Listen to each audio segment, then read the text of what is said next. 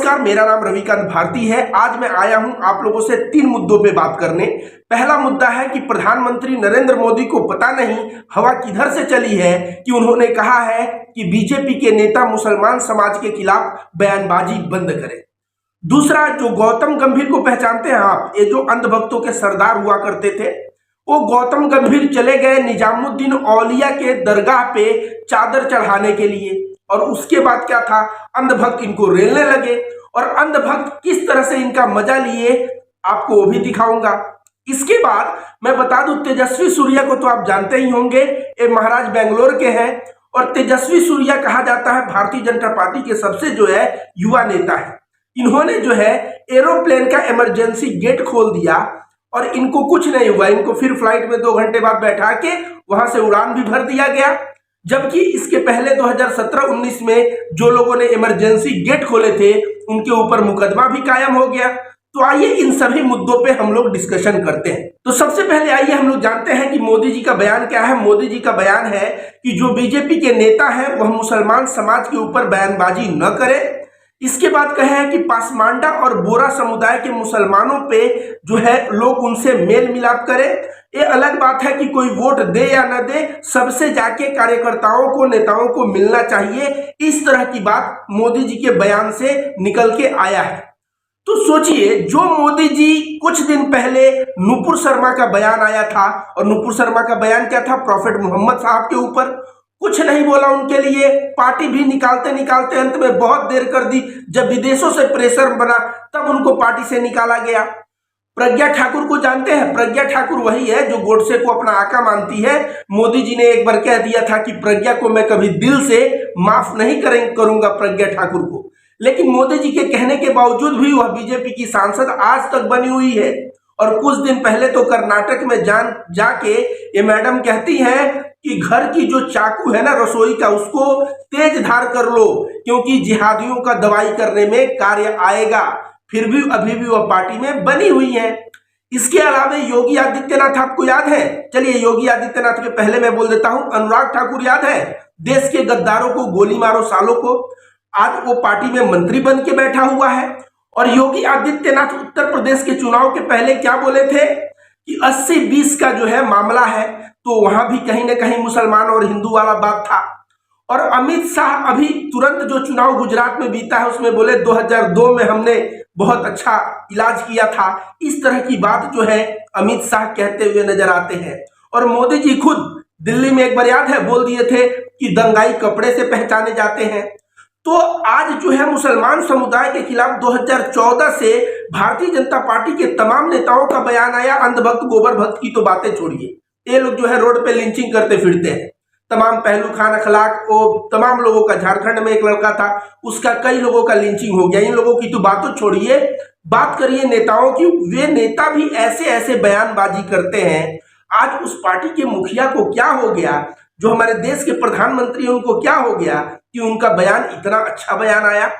हो सकता है अंतर्राष्ट्रीय प्रेशर तो नहीं, या ये भी हो सकता है कि जो है पासमांडा और बोरा मुसलमान, कुछ मुसलमान समुदाय भी जो है अब वोट देने लगा है। तो इनको लग रहा है कि रामपुर में मैंने पासमांडा का वोट पा लिया, तो मुसलमान समुदाय का वोट पाने के लिए अगर मुसलमान धर्म के खिलाफ बीजेपी का कोई भी नेता कमेंट करेगा तो मुसलमान समुदाय का जो है पासमांडा और बोरा समुदाय का मोह भंग हो जाएगा और वो लोग वोट नहीं करेंगे। कहीं मामला ये तो नहीं, या कहीं भारत के प्रधानमंत्री होने के नाते, संविधान का शपथ लेने के नाते वह अपने कर्तव्यों पे अडिग तो नहीं हो गए? अब भगवान ही जाने मामला क्या है। लेकिन कम से कम इनके मुंह से मुसलमानों के बारे में ऐसी बात सुन के मुझे, रविकांत भारती, मुझे बहुत प्रसन्नता हो रही है कि चलिए यह बयान तो पहले ही आ जाना चाहिए, लेकिन अभी आ गया।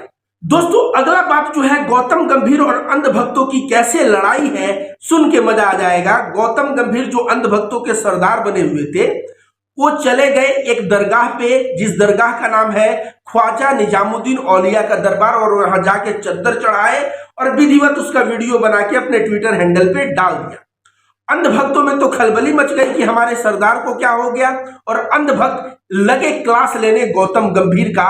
वो कमेंट के माध्यम से मैं आपको बताता हूं। एक अंधभक्त ने लिखा है कि जो तुमने विराट और धोनी के साथ किया वह बर्दाश्त के काबिल था, लेकिन यह बर्दाश्त के काबिल नहीं। दूसरा अंधभक्त लिखता है, धोनी का फोटो विधिवत लगा देता है और लिखता है कि धोनी का 91 रन का जो पारी था तुम्हारे 97 रन के पारी पे भारी था। मतलब वर्ल्ड कप 2011 में गौतम गंभीर ने 97 रन बनाया था, धोनी ने 91 रन। तो जब तक यह सरदार था अंधभक्तों का तब तक तो गौतम गंभीर बहुत अच्छा था, लेकिन अब इन महाशय को धोनी का 91 रन गौतम गंभीर के 97 पे भारी लगने लगा है। आगे एक अंधभक्त कहता है कि अब अपना कॉन्स्टिट्यूंसी बदल लेना, क्योंकि इस जगह से तुम चुनाव लड़ोगे तो कोई भी हिंदू तुमको वोट नहीं करेगा। एक अंधभक्त लिखती है कि अब आप सीएम नहीं बन सकते, सीएम बनने का चांस ही आपने गवा दिया। इस तरह से तमाम अंधभक्तों के कमेंट में एक अंधभक्त तो कहता है कि यह भी जो है अंडुला निकला। इस तरह अंधभक्तों के ऊपर बहुत सारा मातम मच गया है और वे लोग गौतम गंभीर को फटकार पे फटकार लगाए जा रहे हैं।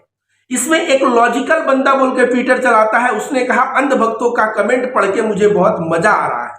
और इसमें तो एक बंदे ने हद पार कर दी अंधभक्तों का मजा लेते लेते, वो अनुपम खेर का ये वाला फोटो लगा दिया। आप देख सकते हैं इस फोटो को देखने के बाद अंधभक्तों के पिछवाड़े में, उनके दिल में, उनके पेट में कैसा मरोड़ मचेगा आप सभी को पता है। इसके बाद देखिए एक तो ऐसे लगा दिए, अब इसको भी जो देखेगा इससे तो अंधभक्तों के पेट में मरोड़ मचेगा ही मचेगा।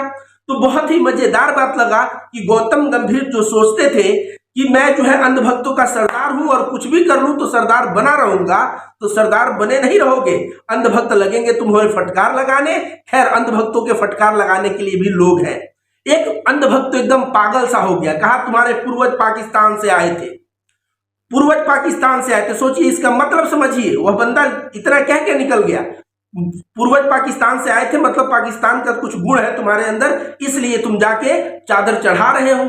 तो इस तरह अंधभक्तों में जो मातम और जो उनके पेट में मरोड़ देखने को मिला, यह भी बहुत ही मजेदार रहा। अगला बात आते हैं तेजस्वी सूर्या। आप सभी जानते हैं दक्षिण बेंगलोर से यह बंदा सांसद है। आए दिन इसके जो बयान है, इतने नफरत होता है इसके बयानों में कि पूरे देश में इसको लोग जानते हैं। यह बंदा चेन्नई से एक फ्लाइट में बैठ के आने वाला था, 10 दिसंबर की बात है, जब एयर होस्टेस बताती है कि ऑक्सीजन जो है कम हो तो ऐसे गिरा लेना चाहिए, जो बाहर का एग्जिट डोर ऐसे खोल लेना चाहिए इमरजेंसी स्थिति में। तो ये जो है तेजस्वी सूर्या के दिमाग में क्या आया, ये सोचे रुको थोड़ा मैं इमरजेंसी गेट खोल के देखता हूं, और यह खोल के देखने लगे। देखने के बाद पैसेंजर में अफरा तफरी का माहौल मच गया और जो क्रू मेंबर थे वे लोग भी घबरा गए और उसके पश्चात जो है सभी पैसेंजर को बाहर निकाला गया, तेजस्वी सूर्या को भी बाहर निकाला गया। 2 घंटा फिर से प्लेन को चेक किया गया और गेट लगा के, इमरजेंसी गेट, कि प्लेन में सब कुछ सही सलामत है, और उसके बाद जो है प्लेन ने उड़ान भरा।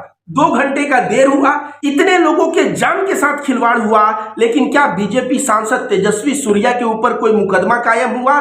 जी नहीं, कोई मुकदमा कायम नहीं हुआ, बल्कि 2 घंटे बाद जब फ्लाइट ने उड़ान भरा तो उनको भी बुला के बैठा लिया गया था उसमें। क्या यह घटना कोई पहली बार की घटना है? जी नहीं, यह पहली बार की घटना नहीं है, ऐसे 2 घटना पहले घट चुका है। एक पैसेंजर था जिसका नाम था सुनील कुमार, और वह बेंगलोर से उड़ान भर के लखनऊ को आने वाला था। बेंगलोर एयरपोर्ट पे उसने इमरजेंसी गेट खोल दिया। गेट खोलने के बाद उसको एयरपोर्ट पुलिस को हैंडओवर कर दिया गया और उसको फ्लाइट से उतार दिया गया। दूसरा एक बंदा कोई मोहन रॉय थे, मुंबई से आ रहे थे चंडीगढ़, और इन्होंने भी ऐसी गलती की थी। इनके ऊपर तो मुकदमा, भारत सरकार का जो संविधान है धारा 336 के तहत मुकदमा कायम हो गया। तो भाई आम नागरिक अगर ऐसा गलती कर दे तो उसे मुकदमा झेलना पड़ेगा, उसको फ्लाइट से उतार दिया जाएगा। लेकिन अगर तेजस्वी सूर्या जैसे लोग गलती करेंगे तो इनके गलती को सोचिए। ये जो एविएशन वाले हैं पचाने का प्रयास किए, उन्होंने बताया एक यात्री ने खोल दिया एग्जिट गेट। अब एक यात्री इमरजेंसी गेट खोल दिया, नाम नहीं बताए, ये तो नाम निकाल लिया गया बाद में, और जैसे ही नाम निकाला गया वैसे ही बवाल मच चुका है। तो भाई देश के नागरिक से क्या नेता बड़े हैं कि नेता कोई गलती करेंगे तो उनको फ्लाइट पे बैठा लोगे, उनका नाम तक नहीं लोगे, उनके ऊपर कोई मुकदमा भी कायम नहीं करोगे, और कोई आम नागरिक वह गलती कर दे तो उसके ऊपर सारी की सारी मुकदमा कायम, सारा उसको प्लेन से उतार देना और सारी प्रताड़ना उसको झेलनी पड़ेगी। अब इस पे जो है एविएशन मिनिस्टर कौन है, उड्डयन मंत्री, जो है सिंधिया का बेटा जो है ना, सिंधिया का, माधवराव सिंधिया का ये घर का कौन है, ज्योतिराव सिंधिया। ये ज्योतिराव सिंधिया जो है यह तुरंत उतर आया बचाव में कि गलती से खोल दिया महाराज, गलती से खोल दिया। लेकिन उस प्लेन में जो भी 150-200 लोग आ रहे थे उस प्लेन से, उन सबके जान के साथ खिलवाड़ करने का क्या एक नेता के गलती का हक है? ऐसे जगह पे क्या गलती की कोई गुंजाइश है? कोई गुंजाइश नहीं है। लेकिन एविएशन मिनिस्ट्री भी बचाव करने पे उतर आया भाई। तो मैं कहूंगा धन्य है भाई आप लोग। और जैसे आप लोगों ने देखा कि गौतम गंभीर को अंधभक्तों ने कैसा क्लास लगाया, और ये तेजस्वी सूर्या वाला मामला, और मोदी जी के जो बयान है, मोदी जी ने कहा है कि मुसलमान समुदाय के खिलाफ भारतीय जनता पार्टी का नेता बयानबाजी न करे। तो मैं सोचा कि ये 3 अपडेट है, तीनों अपडेट आप लोगों को दे दूं। आगे वीडियो आपको अच्छा लगे तो इसको आगे बढ़ाइए। धन्यवाद।